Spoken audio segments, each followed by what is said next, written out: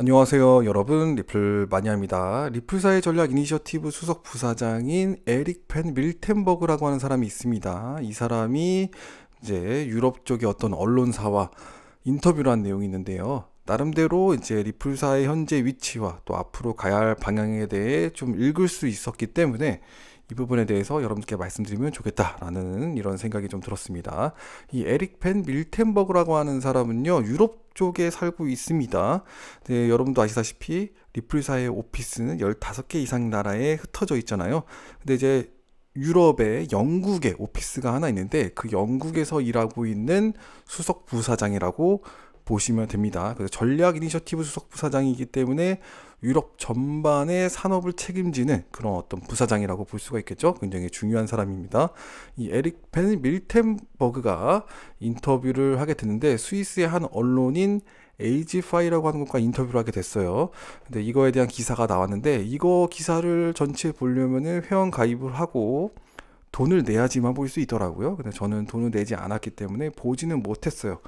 그래도 이제 감사하게도 크립토 에릭이라고 하는 유명 인플루언서가 이거에 대한 요약본을 적어줬기 때문에 이거를 보면서 여러분들께 좀 이야기를 드리면 좋겠다라는 생각이 들었습니다.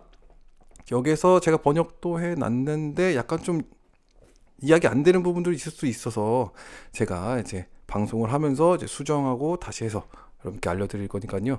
뭐 같이 함께 풀어가면서 이해하시고 리플사 사업이 어떻게 돌아가는지를 머릿속에 그려놓고 계시면은 앞으로 나오는 뉴스에서도 도움이 되는 이해가 되는 그런 방향으로서 갈 수 있겠다라는 생각이 듭니다. 그래서 이제 처음에 이야기한 부분은요, 바로 이제 메타코에 대해서 이야기를 했습니다. 리플사가 새롭게 인수한 메타코는 뭐냐, 2024년 말까지 스위스에서 이제 직원 100명을 타겟으로 해서 이제 뽑을 예정이다라고 이제 표현을 하게 됐고요.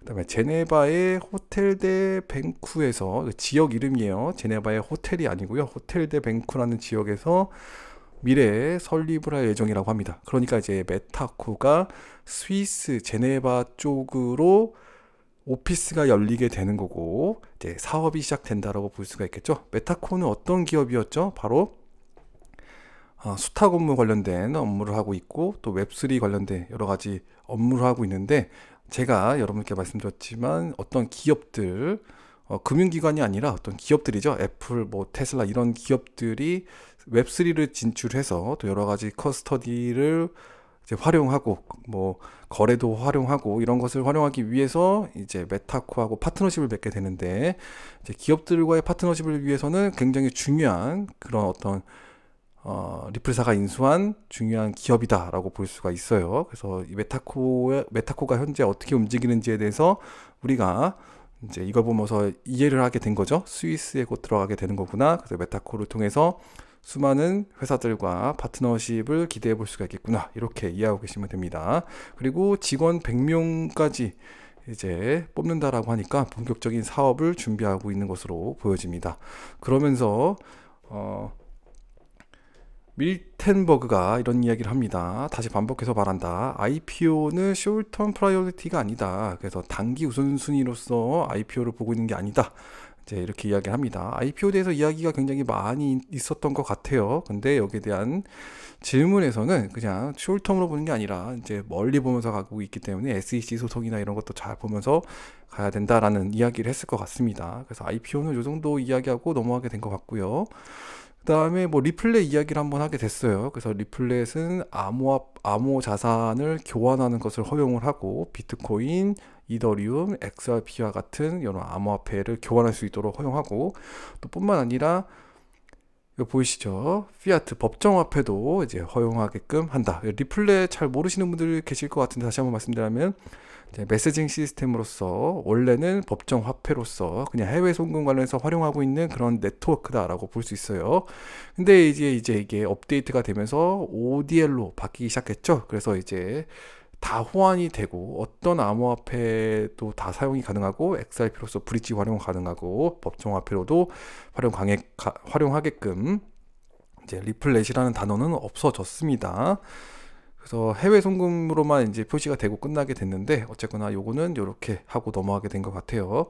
그리고 또 보면은 금융기관은 우리 고객의 95%, 그래서 리플사의 고객이 거의 95%가 금융기관이라고 하는 거. 그래서 이게 굉장히 어떻게 보면은 XRP 투자군이 우리에게는 리플사를 바라봤을 때 굉장히 좀 기대가 되는 그런 부분이 될 수가 있겠죠. 그리고 거의 모든 고객들은 미국 밖의 지역에 있습니다. 규제 대상인 법인 회사들은 이제 은행, 핀테크, 결제 시스템 제공업체 등 뭐 요거는 이제 우리가 다 알고 있는 내용이죠.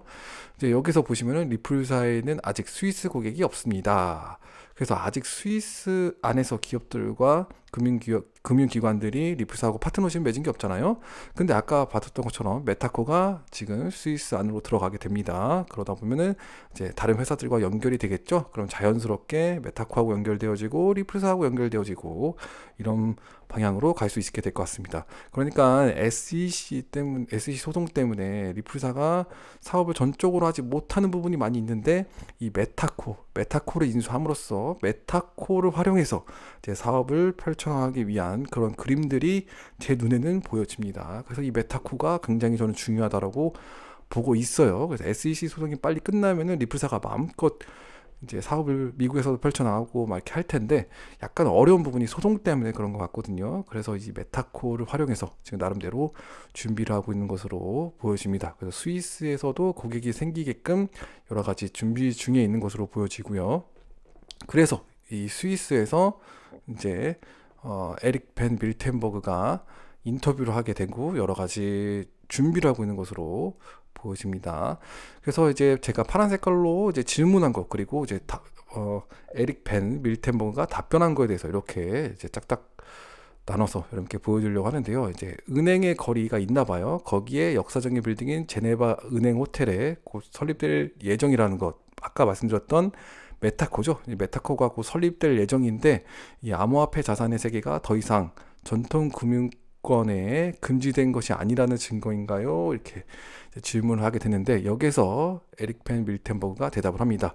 저는 리플사에서 7년 넘게 일해 왔습니다. 얼마 전 이 시장 주요 기업들과 미팅을 했었나 봐요. 그렇죠? 얼마 전 우리 어드바이저들이 말한 것이 기억이 납니다. 그러면서 비트코인이나 암호화폐라는 단어를 사용하지 마세요라고 하면서 웃었나 봐요. 그래서 요거는 이제 좀 잘못 봤는데 문자를 자세히 보시면은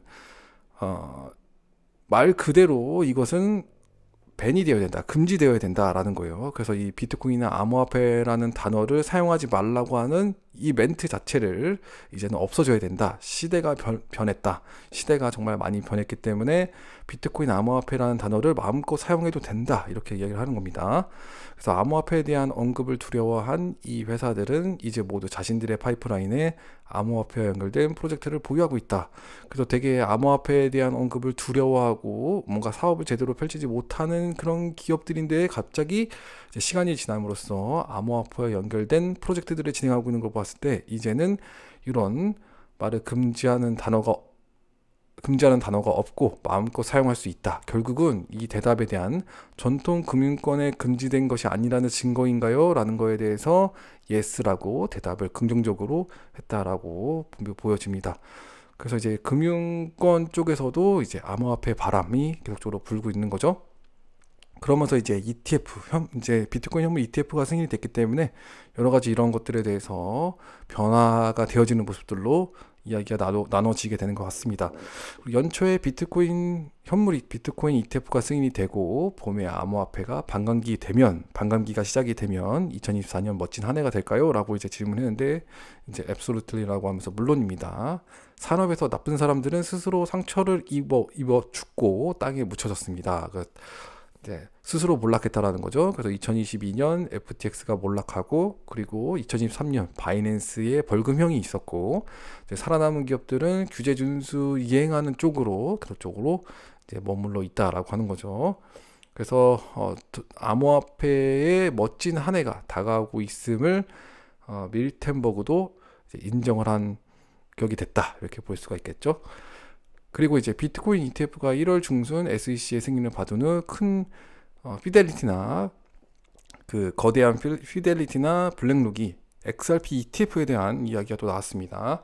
그래서 이런 ETF에 관한 루머가 돌고 있는데 이것을 확인해 줄 수 있나요? 이렇게 질문하게 됐는데 밀텐버그가 비트코인 ETF 승인은 업계의 큰 뉴스였습니다. 블랙록, 피델리티 그리고 JP모건과 같은 거대 기업들이 이를 채택하는 것을 보는 것은 해당 섹터의 성숙을 향한 또 다른 단계입니다 라고 이제 얘기하는 거죠. 한 단계 성숙하게 됐다라는 거예요.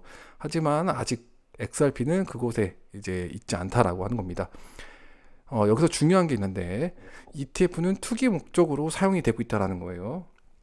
말 그대로 고객의 실제 문제를 해결하는 그런 블록체인과 암호화폐의 약속이 만나지지 않았다라는 거예요. 여기서 자세히 보시면요, 고객들을 위해서 이제 실제 문제들을 실제 해결하는 그런 블록체인과 암호화폐의 약속이 아직 만나지 않았다. 그래서 아직 시간이 되지 않았기 때문에 아직까지는 좀 가야 할 길이 있다. ETF는 단순히 투자 목적이지 이게 어떤 고객의 실제 문제, 우리 실생활에 필요한 문제를 해결해주는 그런 단계는 아직 아니다라고 이제 얘기를 하는 거죠. 그리고 XRP ETF에 대해서는 분명하게 이제 선호를 하지만 이 점에 대해서는 공유할 것을 가지고 있지 않다. 그래서 XRP ETF가 생겨나길 바라고 있지만 아직까지 뭐 어떤 단계도 보여지는 것은 없다. 이렇게 이제 인터뷰를 하게 됐습니다. 이 정도 이제 파악이 된 건데요. 나름대로는 제가 볼 때는 여러 가지 아주 짧게인데 정리가 잘 돼 있는 것 같았습니다. 그래서 메타코 이야기도 이제 들을 수가 있었고, IPO 이야기도 들을 수 있었고, 그다음에 리플의 해외 송금 관련해서, 그리고 이제 어떤 고객 관련, 그다음에 스위스의 어떤 사업 자체가 어떻게 되고 있는지도 눈에 보여졌고, 그다음에 여러 가지 전체 암호화폐 시장에 대한 이야기도 나오면서 XRP ETF에 관해서도 이야기가 나와졌기 때문에 너무 잘 정리가 된 그런 내용이라고 볼 수 있을 것 같아요. 나중에 여기서 인터뷰한 내용이 나중에 공개가 되어질지는 모르겠지만 공개가 되어진다면 자세히 한번 보고 싶다라는 생각이 듭니다. 그래서 오늘 이렇게 에릭 벤 밀텐버그가 이야기한 부분을 제가 언급을 드려보게 됐고요. 기대가 되어지는 그런 2024년, 2025년까지 되어질 것 같습니다. 여러분들 모두 힘내시기 바라고요. 오늘도 시청해 주셔서 감사합니다.